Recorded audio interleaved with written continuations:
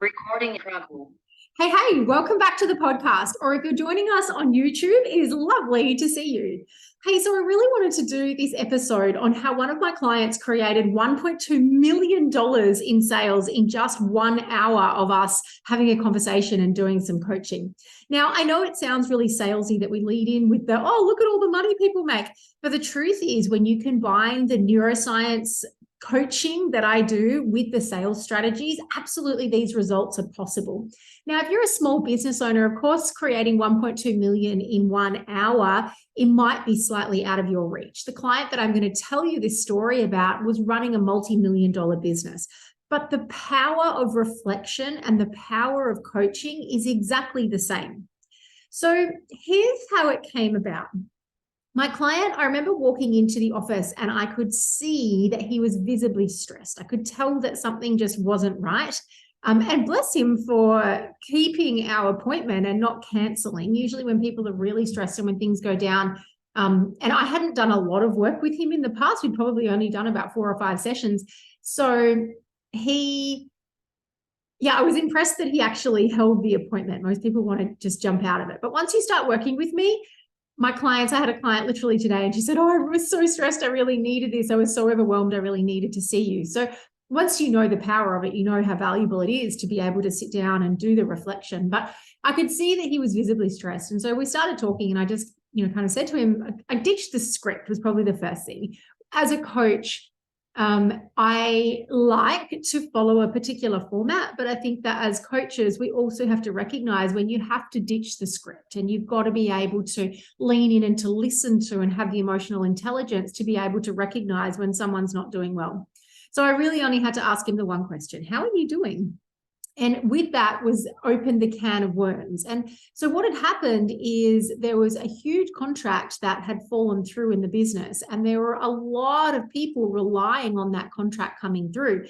A lot of jobs were on the line because this contract had fallen through. So he was really feeling, and as someone who sat at the top of the organization, he was really feeling a lot of the stress and the pressure that comes with that.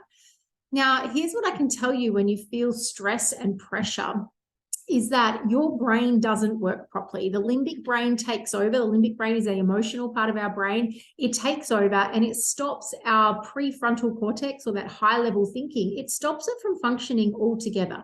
So when you're in that state, the craziest thing you can do is sit down and try and figure out how you're going to get out of this, because your brain just doesn't work in that way. You're better off going and talking to someone, going for a walk, doing whatever it is that you need to do to be able to reduce your cortisol levels, to reduce the stress in your body so that your prefrontal cortex can start working again. One of the fastest ways is to have a coach. Bring your coach and be able to debrief, because your coach will have methods to be able to calm your emotions and be able to switch that brain back on. So, of course, this was the very, very next exercise that I did with him. We do an exercise called Name It to Tame It. And sometimes it's just about being able to name the emotions, name the situation and give it an emotion can help to dull down the effects of the limbic brain. And I find this to be the case with every single one of my clients. When I can see that they're in that stress state and they're the emotions are starting to build up, or they come into their call in that heightened state, the first thing we need to do is this exercise around Name It to Tame It. And that just calms down the limbic brain so that we can actually use the prefrontal cortex. Because if you're paying me to be a coach for you, I want to make sure you are getting the most out of our time together. And if you've got the emotions, the negative or the away emotions going around in your brain, you can't use your time effectively. So there are a couple of things to do. Number one was to ditch the script. And number two was to do an exercise called Name It to Tame It. In this space, the next piece that is so important is to focus forward. Now, I say this because there is absolutely value in doing an analysis of what went wrong. So where that client fell over, and the contract fell through, there is absolutely value in going back and doing a post-analysis on, what did you do well, what could you do better, what would you do differently, doing all those pieces. But in this moment, that's not what's needed, because in this moment, going backward and doing that analysis is going to bring those negative emotions back. what we need to do right now is focus forward. So we need to focus on what is the vision. So let's start thinking about what's the vision in a month's time. Where do you want to be in 1 month's time to get out of this, right? So what that does is it helps the brain to think about, to have hope and to think forward about what is possible rather than be stuck in where we are right now. So we want to kind of trick the brain, if you like, and we want to trick the brain to think about what's the situation you'd love to be in 1 month's time. And let's do 1 month as a short period of time, because especially when you're in that stress state, you don't want to be thinking about 3, 5, 6, 12 months down the track. You want something, you want actions and scenarios that are going to help you to get out of that awkward situation right now.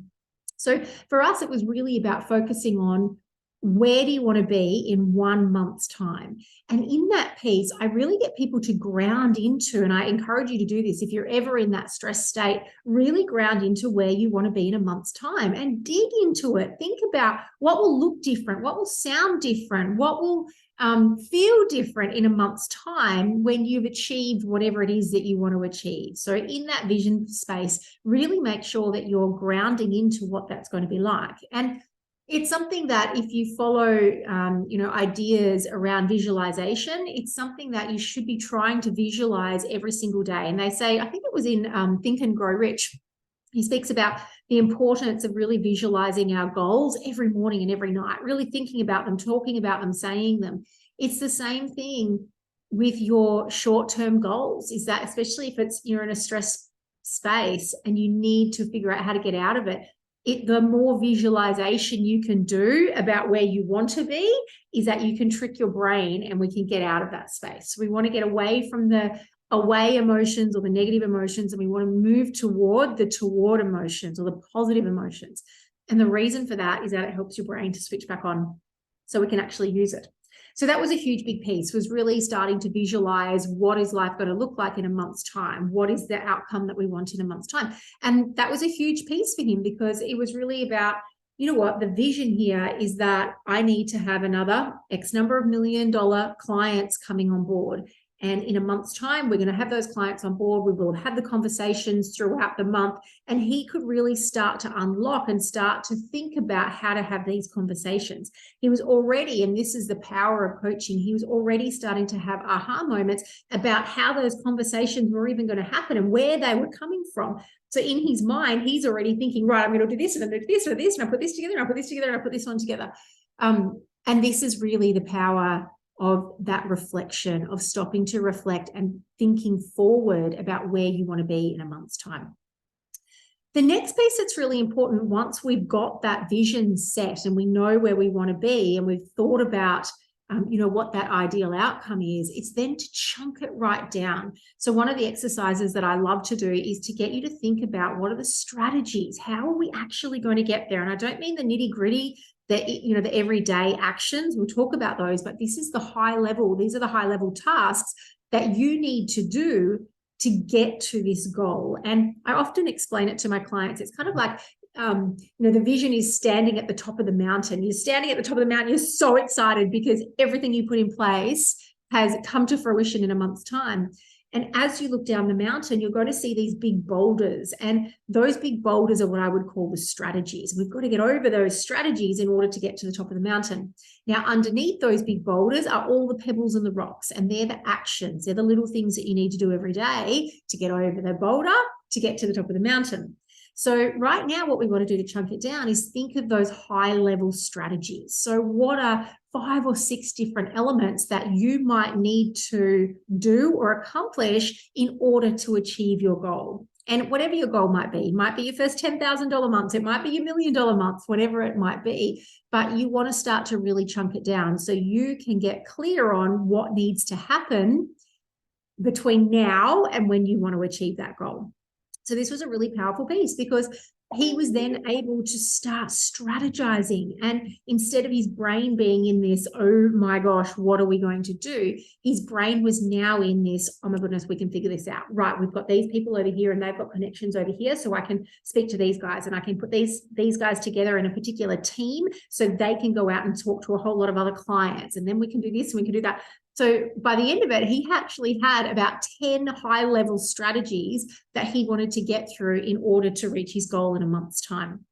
Now, the important piece there is that once we've got those strategies on paper, we need to start to prioritize them. So I love to get people to kind of dump it all down on paper and go, right, these are all the big things that I need to get done. But then we've got to figure out what order they need to get done in. And this is a place as a coach that's really worth challenging people on, because often they will prioritize the easy things or the things that are within their comfort zone. So I really love to challenge people and, just check in. Why did you put this one forth? Like, this one to me feels like it should be first. Why has it gone forth?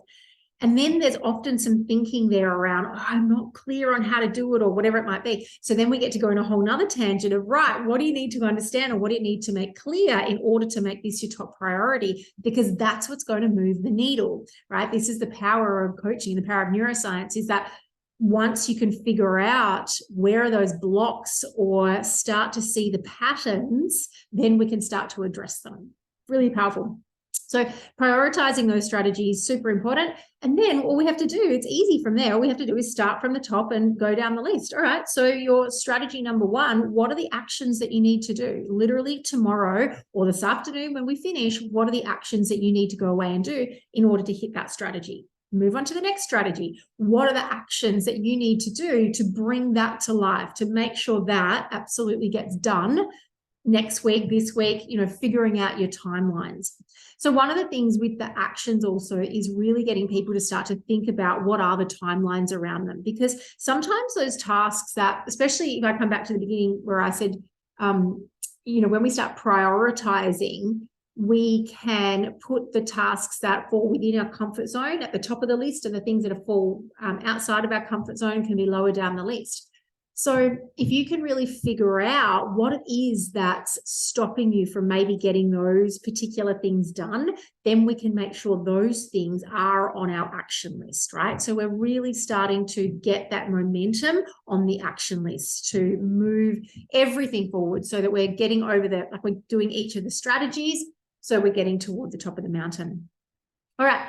The next piece that I think is absolutely vital, that, to be honest, coaching is one of the only spaces that provides this, is accountability.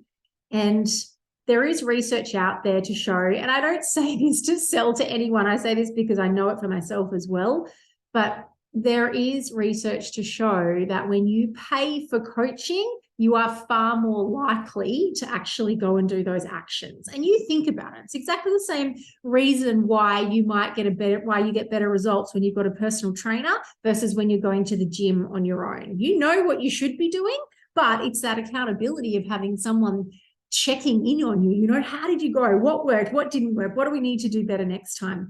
So having someone in your court, in your business, and whether that's a friend or whether it's a paid coach, as I said, I highly recommend a paid coach, because it's that piece, that accountability piece, especially when you have outlaid money. And remember, the money is just an energy exchange, is the way I think about it. So the amount of money I outlay is probably the amount of energy and effort that I will put into something. And I can absolutely tell you that's been the case with me, where I've outlaid a ton of money for coaching, and I've been so damn dedicated to make sure that that worked for me.